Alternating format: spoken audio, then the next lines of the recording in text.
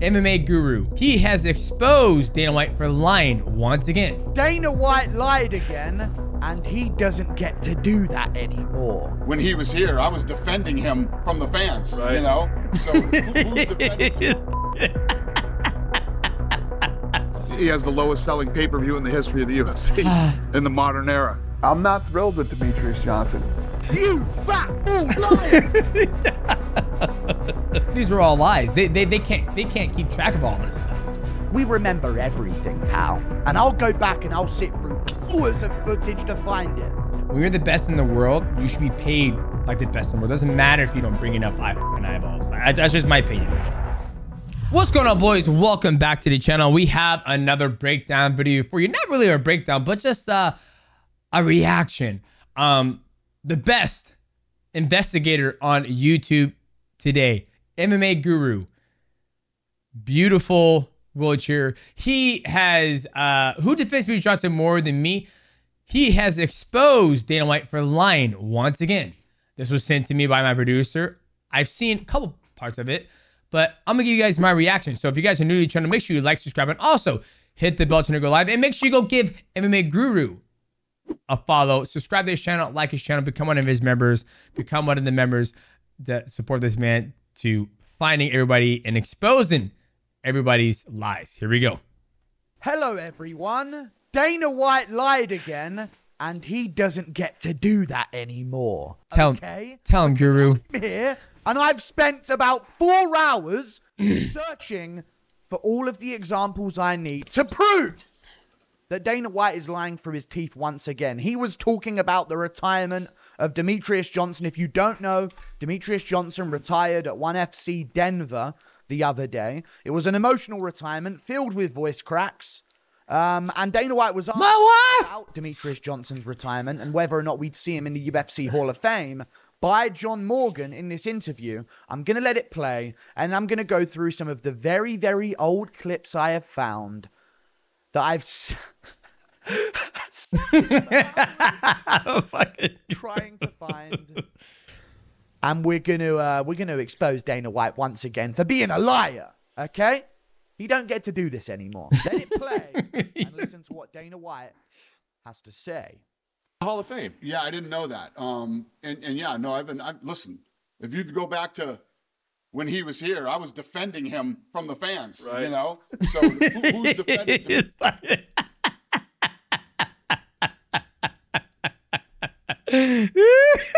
Demetrious Johnson more than me.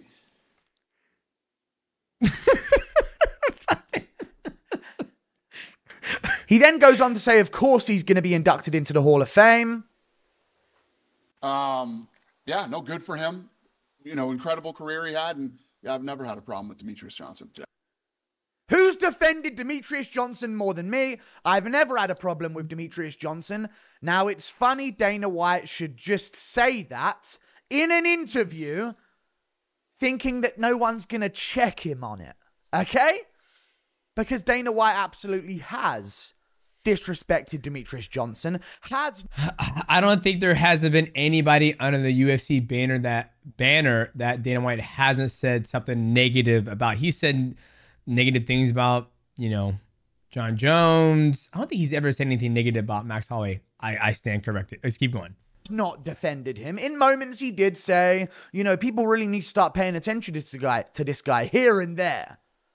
But there was an overwhelming amount of disrespect from Dana White towards Demetrious Johnson, especially towards the end of his UFC career, where he eventually got traded away like he was nothing for Ben Askren, who ended up, okay, giving us Masvidal as a bit of a name, and some other names in the welterweight division came from that, but the ultimate end situation of Ben Askren was him humiliating our sport by being destroyed by Jake Paul because he can't throw an effective punch that causes damage. But Dana White just said it. I'm going to play it just one more time before I get into the clips, just so everyone knows what we're talking about here, guys. If you go back to when he was here, I was defending him from the fans, right. You know? So who's defended he's like fucking Demetrious Johnson more than me? Take in this information. I want it to echo throughout your head as you watch the rest of this video. Yeah, no, good for him. Oh God. You know, incredible career he had, and yeah, I've never had a problem with Demetrious Johnson. Never had a problem with Demetrious Johnson. Now, I'm going to play to you guys in this clip. It's Demetrious Johnson on the Jackson podcast, and he's talking about the situation where he was very heavily pressured to fight TJ Dillashaw when he was moving down to 125, and he just wanted some simple, you know, he wanted some simple things to be on his terms for this fight. I'm going to show you Demetrious Johnson's version of this story, and I'm going to show you Dana White 7 years ago talking about Demetrious Johnson and this decision. I think it might have been 4 or 5. I don't know how many years ago it was, but it was ages ago. Let's listen to Demetrious Johnson explaining. The first time the TJ Dillashaw fight got introduced was when I was getting ready to fight Kyoji Horiguchi. We were at a press conference.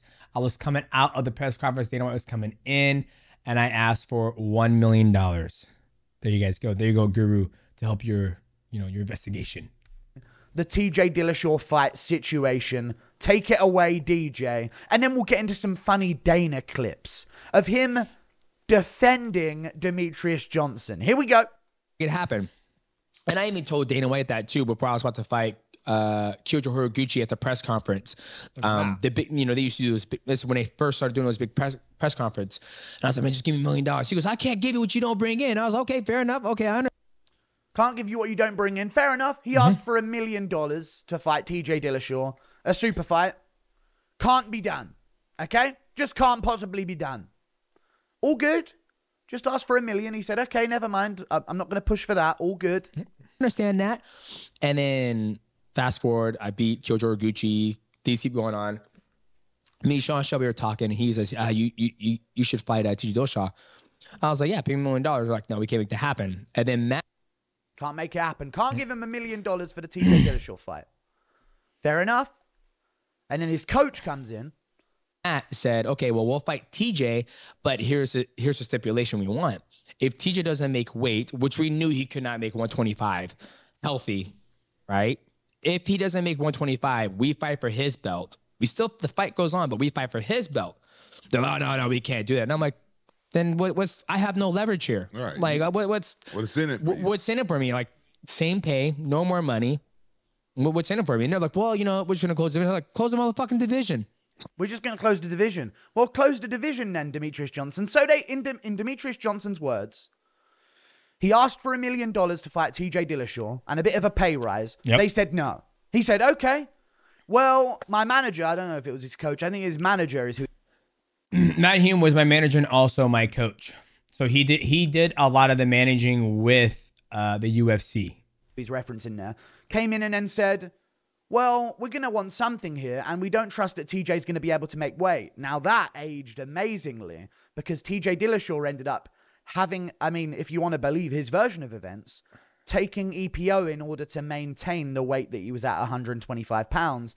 He was an absolute shell of himself. So when I talked to TJ, and I think he's done a couple of interviews on this as well, is that when he was going down to 125, his blood, like he was just crashing. Like he just couldn't keep any energy at that level at 125. And there's so many pictures around of all the vitamins that he was taking, but he ended up coming out saying he was taking EPO because he needed to, right? And so, all fair to TJ, he was a man about it. He said I was taking EPO, but we've seen TJ Dillashaw when he fights at 135 and he's just he's shredded. To take off another 10 pounds to come down 125, me and Matt knew that he could not make it healthy. And then, and here's one thing that I talked to Matt about. I sent Matt this clip, and Matt says that was long. One thing that wasn't there that we agreed to do the fight with only stipulation that if he doesn't make weight, the fight is off and you get paid your show fee. Due to when they dropped the previous fight a day before the fight, it didn't pay you anything. What Matt is getting at is when I was getting ready to fight Ray Borg, I was getting ready to fight Ray Borg in Canada, and I was cutting weight. They knew 2 days prior that he wasn't going to make weight because he was starting to get sick, but I went through everything, and I even got to the point when I was cutting weight, and they called me and said, hey, stop cutting weight because Ray Borg isn't going to fight. We're going to reschedule you guys 4 weeks from now in Las Vegas. But we were like, so we did all this media and all this stuff coming up, and I'm not gonna get paid, and I didn't get paid. So that's what Matt was putting in there as well. That's one thing I forgot to tell at this podcast. All right, let's go. For that eventual fight with Henry Cejudo. So they were right to be concerned about that. So they said, if Dillashaw can't make championship weight, I don't want to fight him because it's going to be cheap. You know what I mean? It's going to be weird if he then beats me and I've still got the belt. It's going to be a weird situation.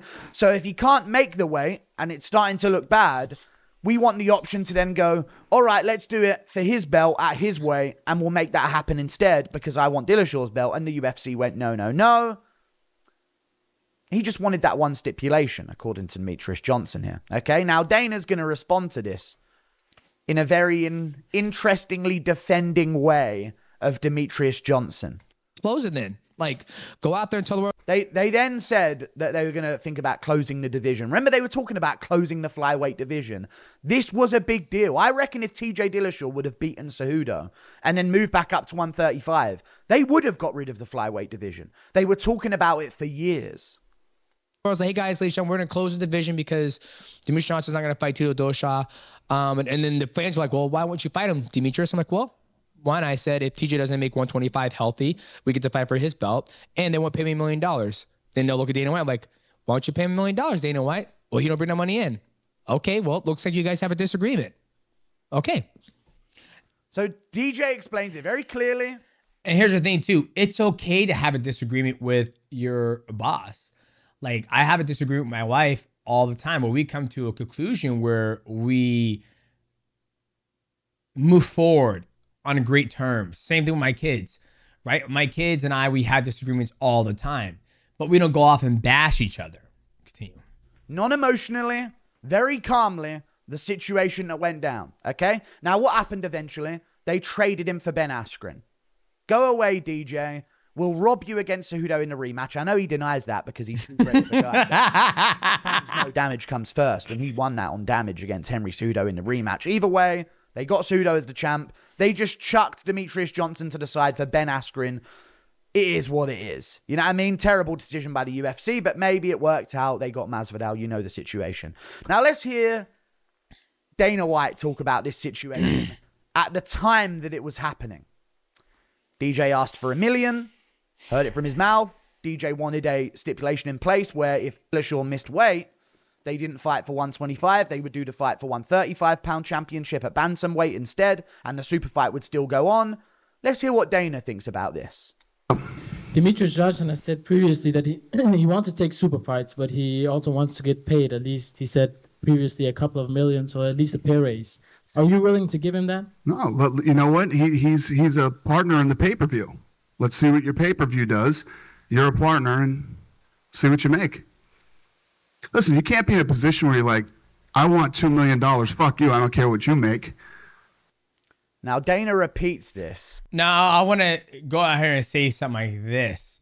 So when it comes, we've already talked about this before, but when it comes to you're a partner in the pay-per-view, you don't get to dictate what pay-per-view you are on. You don't. Right? And plus, I was on UFC Fox, et cetera, et cetera. Another thing, too, is that how come CM Punk can just come and get $500,000? Like, that's where I had a different bad taste in my mouth, because when you're the best in the world, you should be paid like the best in the world. It doesn't matter if you don't bring enough fucking eyeballs. That's just my opinion. But throughout, he keeps saying $2 million. Despite DJ on many occasions, and there's another interview with Ariel Helwani at the end of this as well where he mentions it again, but it's basically the same thing that he did in a Jackson podcast. He repeatedly says $1 million. Dana makes a point to constantly say $2 million, just to make it seem a little bit more unreasonable to the fan base at the time. Okay? Very interesting to hear. I don't care how much this thing sells. I just want $2 million because I want $2 million. Don't you want $2 million? Do you want $2 million? Me? Yeah. Yeah, of course, yeah. Of course you do. Go tell your fucking boss you want $2 million. You don't give a shit what it cost him. Yeah. See what he says. That would be hard, I think. Yeah, it's a tough one. look, everybody's fucking laughing at me. Ron laughs along, okay, and then Dana White does this and takes it a level further.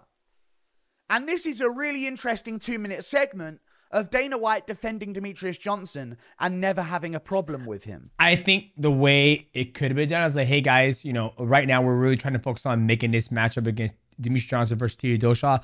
I think it's gonna be a great matchup. Obviously we haven't come to terms yet, but we're really working very close with both sides of the party to try to get this matchup done. Not bashing it, not bashing nobody. Done. Let it play. Now, this is a very old interview on TMZ Sports because, as you can see, this is the thing that ate current Dana White. This was when Dana White was a little different looking, if anyone remembers. A different era of Dana White, Here we go. Demetrious Johnson put out a big statement a couple of days ago. Yeah. What was your response or reaction when you heard about that? My guy Mick, who's one of our guys, has been handling that, and Mick Maynard is the matchmaker. Mick Maynard, and you have Sean Shelby. Those are the matchmakers. And then you also have Hunter Campbell, who's like the lawyer, and then you have Dana White. he said most of what he said was not true. Number one. Number two, the bottom line is Demetrious Johnson is in line right now. First of all, when he did his deal, he didn't want pay-per-view. Right. He didn't want pay-per-view. He wanted upfront money, no pay-per-view. So once again, let's go back to talk about the situation. We talked about this before. When I fought Joseph Benavidez back in UFC 152 in Toronto, I was on my old deal, and when I beat him, I don't believe I got a new contract, and so I was still on my old contract. And then when I ended up beating him in December, that's when I got my new deal. And then the thing was is that I wanted pay-per-view points, but they clearly said this. But like I said, these are all lies. They can't keep track of all this stuff, right? What they said is that we do not give pay-per-view points. Remember, this is back in 2012, 2013. This is 10 years. We're 11 years from now, right? So 2012 was when I fought 2013 is when I fought Joseph in his hometown. I knocked him out. Then we got to renegotiate for a new contract because I was already out of my old contract. I ran out of it, right? They said we do not give pay-per-view points to flyweights. That's what they said. Because my pay went from what it was to $125 guaranteed, $50,000 if I win. And then it was an escalator. Let's continue. Now, there was a point in time when I beat Henry Cejudo, I got another contract. I went from 125 to 50 escalator. Then I went to 350, and I still wanted pay-per-view points. But they said, well, if you want pay-per-view points, you can't get 350 up front. You got to take less money and get a pay-per-view. But I'm so glad I took more money up front because look at all the pay-per-views I was on. I wasn't really on any big banger pay-per-views. Let's continue. He wasn't. And by the way, I have no ill will towards Dana. Like I'm fucking 38. I'm successful. I'm not worried about it. But I'm just reacting to what our good investigator MMA guru has done. Very confident in his abilities to sell pay-per-views. That's a really weird thing to just out your current world champion for. He wasn't really confident in his ability to sell pay-per-views. We're just taking all this out of the negotiation room. Remember the clip I showed you of Demetrious Johnson is of about 7 months ago. I think it's actually in 2024 that he did this interview with the Jackson podcast. This is as it's happening. Dana White spilling all of this information. I don't think he was very confident in his ability to sell pay-per-views. So, guys, we end up... Oh, why have I got a hair in the mouth? There you go. He wasn't very confident in his ability to sell the pay-per-views, guys. And he goes on to say a bit more here. And here's the thing, too. Let's talk about this. Sugar Sean O'Malley versus Aljamain Sterling. Aljo went on record and said, man, I thought Sugar Sean O'Malley was a star. The pay-per-views didn't do shit, right? Because if you guys don't know, you get your pay-per-view money doesn't kick in until you get past 200,000 buys. So, for example, if you have, 185,000 buy, you don't get a check. You get no points on top of that. So when you have somebody, when you go from 200,000 to 400,000, you might get an extra $1. From 400,000 to 600,000, you might get $1.50. Then from 600 to 800,000, it might go for $2 and so forth and so forth and so forth. So it's a big range. So even when DC and John Jones fought, that's where DC made most of his money. He goes, man, we make good money because people want to see this rivalry. So when Sugar Sean O'Malley and Aljo fight, he goes, man, if I would have known the pay-per-view points were gonna be that fucking weak, I would have waited. I thought Sean was a bigger star. So you're big, and then Aljo probably had to take less money. So you don't get to dictate. Like if you're a partner, you're like, hey, I want to be on a Conor McGregor fight card. Back when Tyron Woodley was fighting and he fought Stephen Wonderboy Thompson, and then he, you know, they already made the card saying that was going to be Conor McGregor versus, what's his name? Eddie Alvarez, right? That was the main event for MSG at that time. And then I never forget when I was talking to T-Wood, he goes, no, I get pay-per-view points. And then they announced that he was going to fight T-Wood versus Wonderboy. They took him and put him on that card. He didn't get to choose that. So they get to dictate where you go. When he found out he was on the card, he goes, I'm set. He goes, I want to make all that money off Conor McGregor's pay-per-view money, right? So you don't get to pick and choose what card you're on. They get to dictate what card. And I don't want to put my hands in somebody who's not a big fan of me already. Let's continue. He has the lowest selling pay-per-view in the history of the UFC in the modern era. I mean, this guy really stinks. This DJ guy, what a fucking loser, am I right? I mean, he has the lowest selling pay-per-view in the modern era. That didn't stop you putting Nunes in main events back to back to back and paying her millions. Did it? We had to sit through all of those Nunes main events. Ooh, don't hurt him, Guru. Don't hurt us. God, they sold literally tens of thousands of pay-per-views. But she made millions. Let's wind that back. This is just Dana White. Sorry, guys. This is just Dana White never having a problem with DJ and always defending him. Oh, you killing him. You killing him, Guru. You know, he wasn't very confident in his abilities to sell pay-per-views. He has the lowest selling pay-per-view in the history of the UFC in the modern era. So, number one. Number two,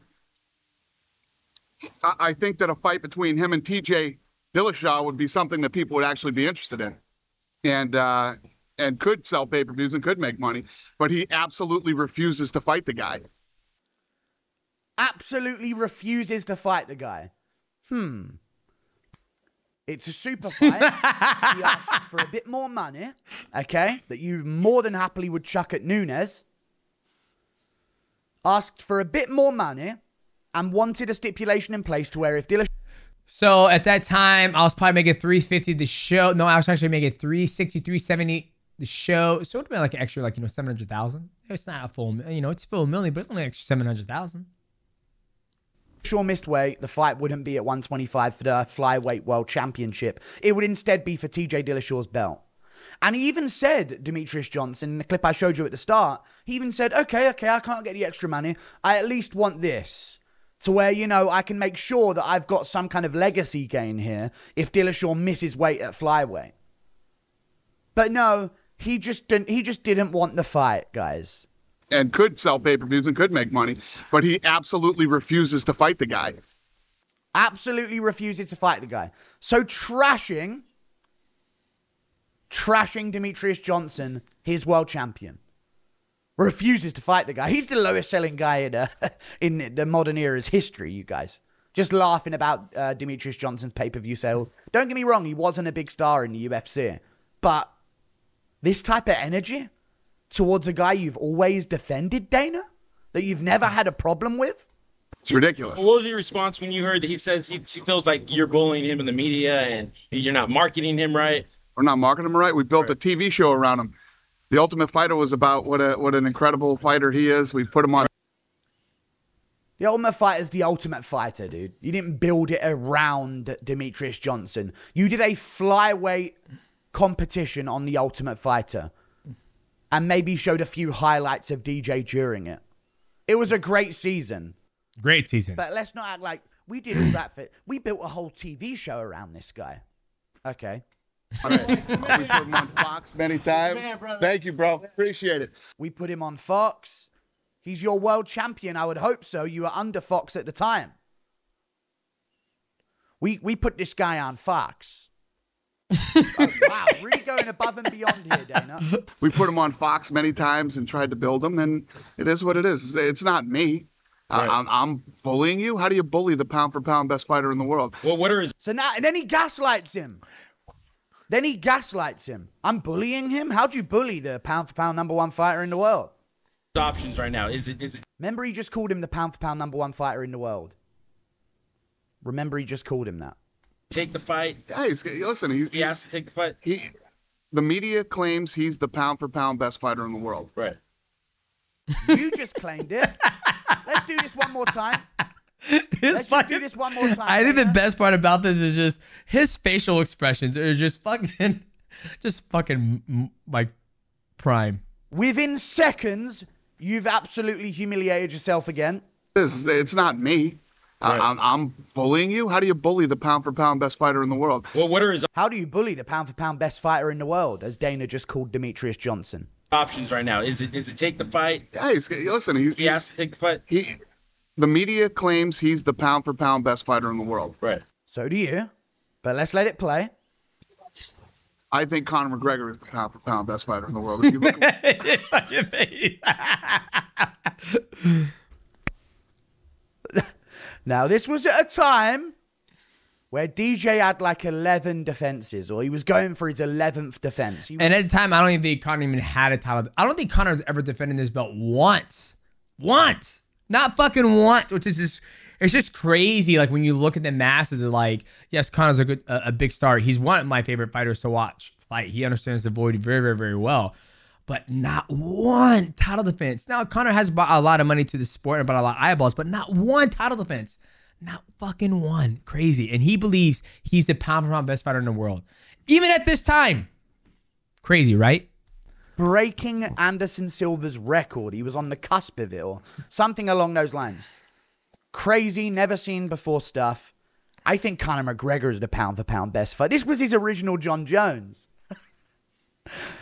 So that's really nice of you to defend DJ. Now you're just denying that he's pound-for-pound number one, even though to gaslight him about being bullied by you, you just called him the pound-for-pound number one. But let's just let it go again. Fighter in the world. Right. I think Conor McGregor is the pound-for-pound best fighter in the world. If you look at what that really means, what pound-for-pound means, and Conor doesn't give a shit. He'll fight anybody, anywhere, anytime. And if the So that's what pound-for-pound really means. It's good to know that. It's good that pound-for-pound means anybody, anywhere, anytime, because John Jones is really living up to that right now. Remember when that's what pound-for-pound used to mean? Anybody, anywhere, anytime. John Jones, one fight in 4.5 years, won't fight Tom Aspinall, is defending interim champion. Interesting looking at some of these old clips back. Demetrious is the pound-for-pound best guy in the world, then fight TJ Dillashaw. Fight somebody that people will actually care about and be interested in, and there you go. Is it true you guys threatened to shut down the flyweight division if you didn't? We've been talking. No. That's not true. That's not. We've Interesting. been talking about shutting down the flyweight division for about 3 years. Oh, really? Yeah, 'Cause yeah. You just feel like fans are. I think that's what he was saying, because he knows that. He knows that we've talked about, doing away with that division had nothing to do with It's not drawing enough with fans. Demetrious. And never once did I threaten him to shut down the division. That's not. I don't. Did he say that? Not Dana verbally, like Dana never called me. It was one of your henchmen, matchmakers. Never once did he threaten him to shut down the division.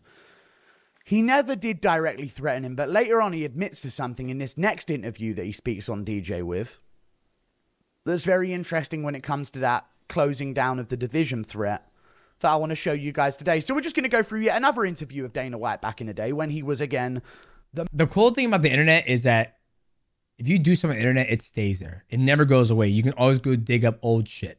monster that ate the current era of Dana White. And we're going to listen to what he has to say because he's always so defending of Demetrious Johnson and he's never had a problem with him, guys. Let's let it play. I'm not thrilled with Demetrious Johnson. Hurts my heart. Hang on a second here. Let me just do something that's going to be quite funny here. Give me a second. When he was here, I was defending him from the fans. Right. I'm not thrilled with Demetrious Johnson. Let's let it play. You're the pound for pound best in the world. TJ Dillashaw challenges you. one of the best in the world, former world champion, and you flat out deny the fight. Flat out deny the fight.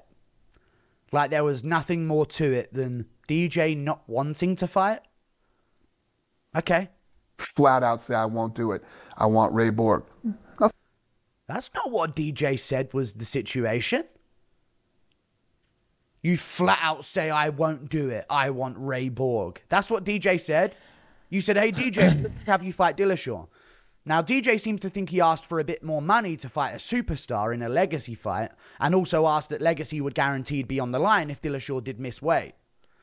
But no, that's apparently not what he said. Nothing against Ray. Deny the fight. Flat out say, I won't do it. I want Ray Borg.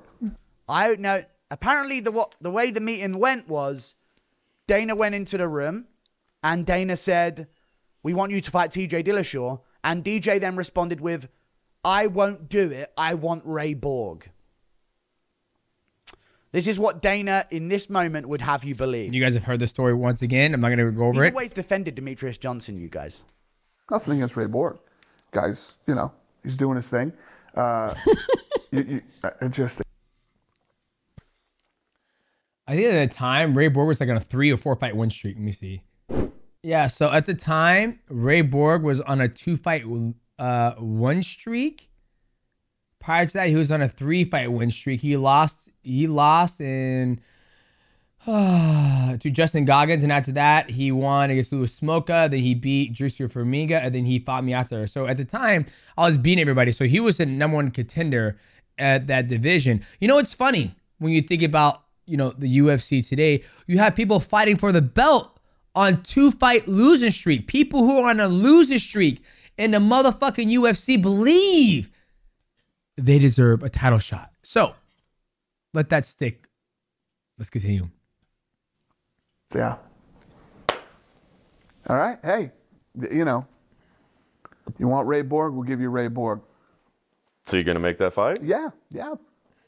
Make the fight. Sure, the fans will be clamoring for it. And ticket sales will be through the roof and pay-per-views will be off the charts. His face. Well, I don't think they will be with that type of energy from the promoter of Demetrious Johnson. Yeah, we'll do the Ray Borg fight. Yeah. Sure, the fans will be clamoring for it. Sure, there'll be, through the roof. Ticket sales through the roof. I think that what he could have gone about doing it, it's like, okay, guys, here we are. Demetrious Johnson, this is going to be his record-breaking title defense. You know, he just, eclipsed Anderson Silva, and he is about to make that final title defense. If he beats Ray Borg, which Ray Borg's an absolute savage, he's on a 2-fight win streak. That's the most in that division. That's somebody that Demetrious Johnson has not beat. He's already beat Joseph Benavidez, knocked him out cold in December. He's beat John Dodson, one of the hardest hitting guys in the division. And then he also submitted a beautiful armbar from Kyoji Horiguchi. And now he's taking on a little savage Ray Borg. I mean, it's going to be a sick fight. I cannot wait to see what Demetrious Johnson can do, what he's going to pull out of his head. He's so intelligent when he's in there fighting. I mean, it's going to be... And then in the co-main event, we have Tony El Kukui Ferguson taking on Kevin Lee. Kevin Lee's beyond. That's how you do it, boys. You guys might want to call me Black Dana Mighty. All right, here we go. The roof for that fight. What a great way to promote your flyweight champion. Now, I'm just going to... Hang on a second here. Go back to this little clip here, and we're going to do a little bit of jumping between them.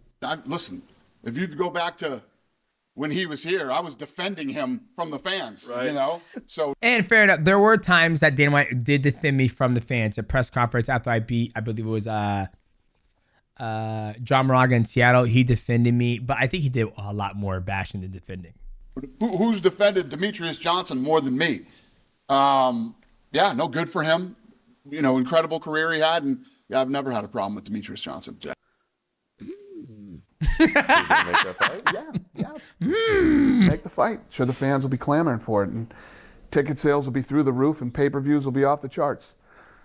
You know?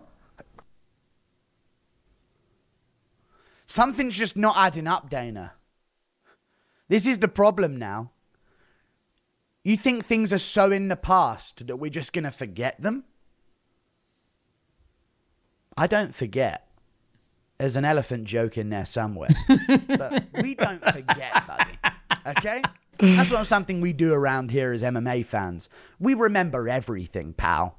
And I'll go back and I'll sit through hours of footage to find it. We're going to move on to another situation. Guru is very dangerous in today's media. He's very dangerous. Yeah. At 1 minute and 49. Does the future of the division hang in the balance? I mean, he suggested that maybe you talked about getting rid of it. Is Look how angry he is. Yeah, does the future of the flyweight division, is it on the line? Fuck. He said that you actually said that you were going to shut it down if you didn't do this. Look at Dana's face. that a possibility? So the night we were at Snoop Dogg, when the big thing was going on. Yep. It was me, Dana White, Tyron Woodley, Avery, my wife, Snoop Dogg. Let's play. And what he said, let's let it play. What I said to him was, a couple of years ago, we were actually talking about getting rid of the division. There was never a threat to him, oh, we're going to get rid of the division. That was complete bullshit. And 90% of what he came out and said was complete bullshit. I'm just going to do this one more time. And the time when they offered the TA fight and they said they're going to shut down the division, I was at my old house. So that was like in 2000 and like, so right when I was about to fight Kyojo Horiguchi. So that was like, when did I fight Kyojo Horiguchi? Let's find out. That way we can have some timestamps of like when it is, right? Like, Google.com. I feel like I fought Kyojo Horiguchi in 2015, 2016. On my body. I fought Kyojo Horiguchi. Yeah, 2015. That's when our conversation happened. Now, when he said this is at the Snoop Dogg concert right before I was about to fight the Snoop Dogg concert. God, I can't remember when that was. But it wasn't before I fought Ray Borg. It was like maybe 2016 after I fought Tim Elliott. So 2017 maybe. But yeah, when they said that, when they threatened me over the phone, it wasn't Dana White. It was Sean Shelby. That's who the conversation was. I never actually had a lot of conversations with Dana White on the phone. It was Sean Shelby who mentioned that. Let's continue. Incredible career he had, and I've never had a problem with Demetrious Johnson. He's never had a problem with Demetrious Johnson, you guys. There was never a threat to him, oh, we're going to get rid of the division. That was complete bullshit. And 90% of what he came out and said was complete bullshit. I just don't care. I'm not going to go out and defend. I'm not going to go out and defend Demetrious Johnson.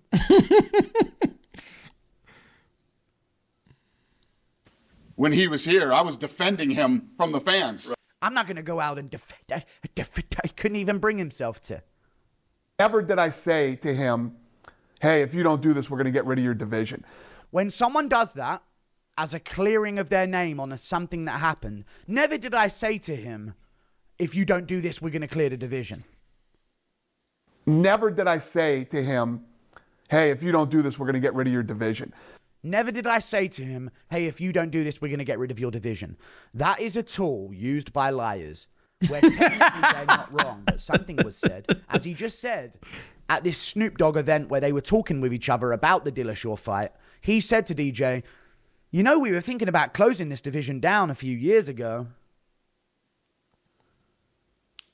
That's what we like to call in the business world, nice bit of pressure on DJ. DJ goes into negotiations, is trying to get more money and trying to get something out of it for himself. And then Dana just maybe drops in the middle of it. Gee, we were thinking about closing down this division a few years ago. In a negotiation situation. How is that not a subconscious way of pressuring DJ into letting him know, you best watch for how much you ask for or we'll get rid of you. You know what I mean? We'll get rid of the division. Hey, Dana White, can I get some more money for the Dillashaw fight? No, kid. All right, no more money, but if he misses weight, can we do it at 135 for the bantamweight belt? No. And we were thinking about closing this division down a couple years back. That being said, in a negotiation situation, is absolutely a subconscious threat. I never said the words, if you don't do this fight, we're going to get rid of your division. I never said those words. All right. What I said to him was a couple of years ago, we were talking about I built an ultimate fighter around you to try to build you. Says he hasn't been promoted. Who has defended that weight division more than me? You know, a couple years ago, we were thinking of getting rid of the division. You fat fool liar! Let's do it one more time. Hey, if you don't do this, we're going to get rid of your division. What I said to him was a couple of years ago, we were talking about I built an ultimate fighter around you. That was complete bullshit. I just don't do this. We're going to get rid of your division. What I said, oh, we're going to get rid of the division. No time to jump around here, boys. We were actually talking about getting rid of the division. A couple of years ago, we were actually talking about getting rid of the division. To immediately later, talking about I defended that weight to try to build you. Says he hasn't been promoted. Who has defended that weight division more than me? A couple years ago, we were thinking of getting rid of the division. Who's defended that weight division more than me? You know, a couple years ago, we were talking about getting rid of it. You stupid, fat, bald fuck. I'm in town now, buddy, and there'll be no more lies. Okay? There'll be no more lying from you to the MMA community. Okay? There'll be no more lies from you, mate. Okay? We move on to another bit of this interview as well at 3:14 of this interview. Hold on a second. Hear what he has to say here. Just, you know, it's when I talk about the Conor McGregor thing, there's the complete fucking opposite of Conor McGregor. Okay? I want to roll into Russia and fight Khabib. The guy that, you know, if you ask most fans and media, say, keep him away from fucking Khabib. You know what I mean? No, I want Khabib and I want him in Russia, in his home country. It's just the complete opposite. So DJ's the complete opposite of Conor McGregor. That's hilarious. When he was here, I was defending him from the fans. Right. You don't get to lie anymore, kid. No more lies from Dana, or I'll make a video, buddy. And then we got this situation as well where, fair enough, the situation isn't crazy, but it reveals a few things, and this is on Ariel Helwani's show a while ago. Let's listen to what DJ has to say about this. They're going to do Ultimate Fighter. It's going to be all the champions, and they're going to fight you, and the winner gets to fight for. But I goes, well, that's fucking stupid. And then It kind of is stupid that back in the day, tough winners were just given title shots. But either way. Well, then I was like, well, what about the guys who's on a 5-fight win streak? What about Jose Benavidez? So they're just going to skip the line? I said that. The next day, I got a phone call from Dana White. Oh, really? Dana White never calls me when I was in UFC. He called. That's very telling. Now, the rest of this conversation is what, you know, he's going to talk about what they said on the phone and how Dana called him a dumbass over the... So just so you guys know, back in the day, I used to stream on Twitch. I used to stream on Twitch a lot. Like between training sessions, I would train in the morning, then I'll have like a 2 to 3 hour break. I'll go next door, AMC, sit down, play video games. And I was playing the video game and I interact with the chat a lot. And things get leaked on the web often. Music, news, whatever it may be. And I believe at the time, Bloody Elbow leaked that they were going to make an Ultimate Fighter based on all the best champions in the regional circuit. The UFC, Sean Shelby, Dana White, Mick Maynard, they never called me to let me know that. So essentially, the first time I ever caught wind of this Ultimate Fighter that they were planning on doing was on a random Twitch stream from a random person who knew about what was going on in my division in my career before I did. Let's play. Phone. Interesting stuff. Interesting way of defending Demetrious and never having a problem with him. All good. But that's very telling. Since he's been in the UFC, up until that moment where he annoyed Dana by saying something that Dana didn't like, he had never got a phone call from him. Dana White never calls him since he's been in the UFC. But until he did something that really pissed him off, then finally Dana had it within him to give his current world champion a phone call. Now, I'm going to go back. So, yes, he never really called me. Like, I'm sure he's called John Jones more than he's called me. I'm sure he's called Conor McGregor more than he's called me. I'm sure he's called a lot more people than he's called me. Now, I remember one time Dana White called me and he says, hey, we got this Bud Light sponsorship for you. You can't wear Xbox anymore, so da-da-da-da. And then, you know, after I armbarred, not Ray Borg, what's his name? John Moraga. I think he called and said, good job on the armbar. That's about it. Just basically saying good job. Not like, hey, what's going on, man? This is what I'm thinking. Never to collaborate with each other, essentially. Called me, goes, you dumbass, you just ruined this whole thing we're trying to set up for you, blah, blah, blah. And I was like, well, I just found out online from a random dude on Twitch, and I gave him my honest opinion. And then he goes, Sean Shelby didn't call you? I was like, no, he didn't call me. And he goes, all right, bye. Hangs up. So they're making moves and not even letting this guy know. Yes.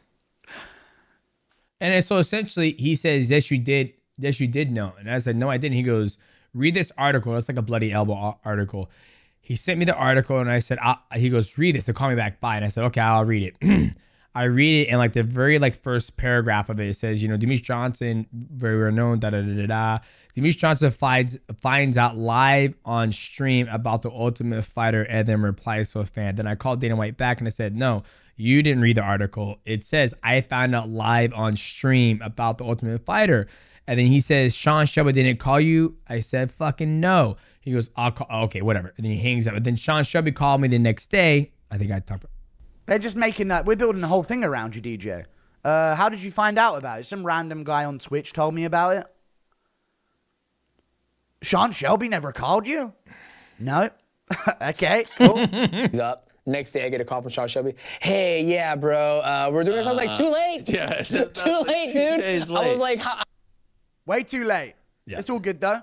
There's another situation here as well. 23:16 in this interview. Hold on a second. There it is. What was that phone? How long did that phone call with Dana last? I was like, probably 2 minutes. Wow, and he's yelling at you. Not yelling at me. He goes, I can't believe you did that. And then I was like, I didn't do anything. And I was like, it was actually an article on Bloody Elbow that did it. And it said, oh, Demetrious Johnson reacts to a fan, da da da da. And he goes, you put this article out there, da da da. And I was like, he goes, I was like, what article? He goes, go read it. And then I was like, okay, I'll go to bloodyelbow.com. And I called back and I was like, you have to read it. It says, Demetrious Johnson finds out live on stream from a random fan about Tough. And he goes, nobody told you? I was like, no.